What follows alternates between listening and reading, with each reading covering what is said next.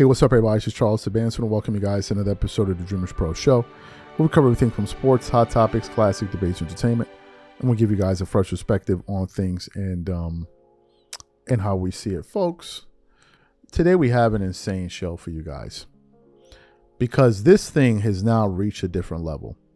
Would you believe that now these LeBron fans are now confronting some NBA greats because of their love for LeBron James? We were literally about to shoot, and I came across this topic that just stunned me it just stopped me in my tracks. I came across this video of an interview, ironically, that I had already referenced a few days ago. Charles Barkley was at this university, and they were trying to launch some kind of sports media program. And he was talking about his career, NBA, Michael Jordan, all that. But apparently there was a Q&A section of his visit to this university where fans in the audience can come up to give him a mic and then ask Charles Barkley a range of questions. So this LeBron James fan goes up there and he decides that he's going to now confront Charles Barkley with his case for why Michael Jordan is the GOAT. And the guy even had his phone ready, reading his notes. And he ran off his question, listing all of LeBron's career accomplishments and this and this and this and this. And Charles sat there patiently and let this guy get his point off. And then as soon as he finished, he proceeded to absolutely dismantle this guy in a way that I just thought was absolutely beautiful. For those of you who didn't hear this exchange, want to play it for you now, and then want to come back and continue on the show. Take a listen to Charles Barkley here. Hey, Charles. My name is Jordan, which is kind of annoying, this question, but now that LeBron is the all-time leading scorer in NBA history with over 39,000-point careers, also ranking top 5 in assists and still climbing rankings in rebounds, blocks, and steals, all while consistently playing 20-plus seasons at an elite level for an old man, winning 4 championships, 4 MVPs, and making 19 All-NBA teams. Who is better, Jordan or LeBron?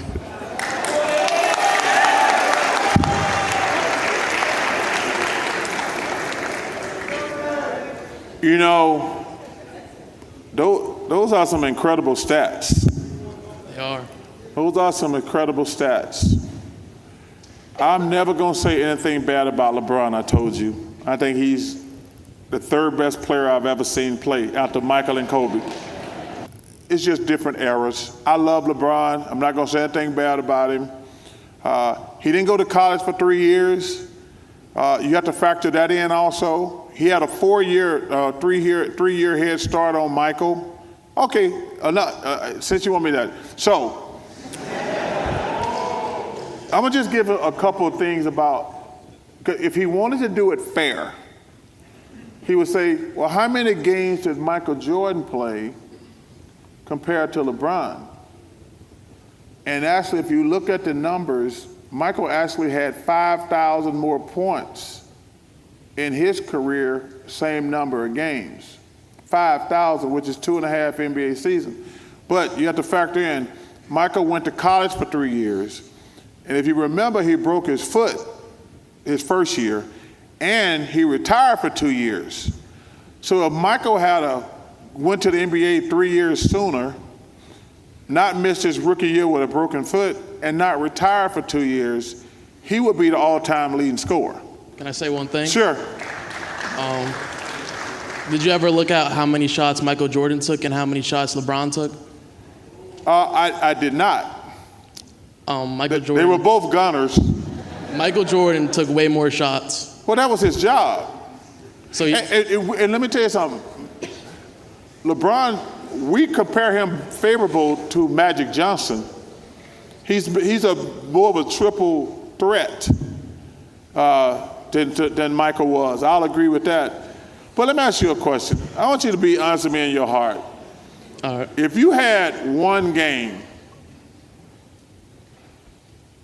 and you said, I need to win game 7, would you want LeBron, Michael, or Kobe in one game win all? LeBron. Okay. Let's go back to Cleveland. So you heard the exchange there. What are my thoughts about this? Charles perfectly described the reason why us NBA fans are not impressed. Not us. Some of us NBA fans are not impressed with this longevity record. The reason we're not impressed by it is because it just represents one guy that wanted to play longer than the other. It has nothing to do with whether or not this guy was better. That's all. All it represents was one guy wanted to play longer and the other guy didn't. It also represents that one guy had less time while the other didn't, which is why Charles Barkley brought up the point about Jordan going to school for 3 years. The 3-year head start. And then he then buffered his point by bringing up the fact that MJ, in the same amount of games, had 5,000 more points than LeBron. 5,000. And then a LeBron fan tried to retort and be like, well, MJ took more shots. What's Jordan's position, please? What's his position? Is he not a shooting guard? Is that not what he's meant to do? But even while he took all those shots, he still did more at his position than LeBron did at his. LeBron is a below average rebounder for his position. Larry Bird had averaged more rebounds than LeBron at his position. He's a below average. It's not like LeBron should have been averaging 8 rebounds a game for his career. He averages around 7. Jordan averaged like 5.5, 5.6. Like, what are we talking about here? And LeBron has a good, 3 inches over him? That's number one. Number two, Jordan played more defense than LeBron did.